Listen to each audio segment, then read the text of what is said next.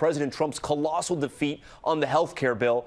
The president and his team regrouping after failing to repeal and replace the Affordable Care Act as promised throughout his campaign, failing to galvanize the Republican majority in the House. Vice President Mike Pence vowing to small business owners today in West Virginia the victory for Obamacare won't last long. ABC's David Wright at the White House tonight. Today, with the GOP health plan in tatters, President Trump sought to reassure his supporters that all is not lost, tweeting, "Obamacare will explode, and we will all get together and piece together a great health care plan for the people. Do not worry." Vice President Pence brought much the same message to coal country. We will end the Obamacare nightmare and give the American people the world-class health care that they deserve. Millions of voters who got coverage under Obamacare are worried. It's not a perfect plan, but I'm really grateful to have what I do have.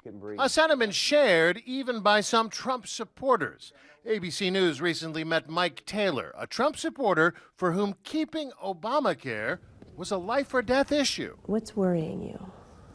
If they do away with this, the insurance, I think they just need to reform it. Today, he still supports Trump, but he's thankful Obamacare survives. I'm glad they voted the way they did. Can't build a mansion overnight. Maybe they'll all get together and resolve it to where it'll still help us. Whether or not Obamacare now explodes depends partly on Trump, according to Andy Slavitt, who helped President Obama implement the Affordable Care Act. It's completely within the power of the administration right now to decide how successful this law is. And if it fails, it's going to fail because they decided to let it fail. During the campaign, Trump promised this would be easy. You're going to have such great health care at a tiny fraction of the cost, and it's going to be so easy. Only to get a serious reality check once in office. Health care is a very, very difficult subject. It's a very complex subject, and it's a subject that, goes both ways. Now the administration is cutting its losses and moving on to tax reform. Working with this Congress, President Trump is going to pass the largest tax cut since the days of Ronald Reagan. Trump White House now promising tax reform. David joins us from the White House. David, the Trump administration has had trouble with their travel ban, now health care, and it looks like tax reform will not be any easier.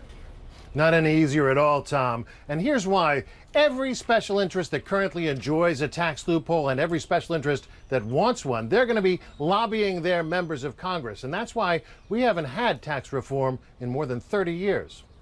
David Wright tonight with the next big battle for President Trump. David, thank you. Much more on this tomorrow on This Week when George goes one-on-one with Senate Minority Leader Chuck Schumer and Freedom Caucus Chair Mark Meadows.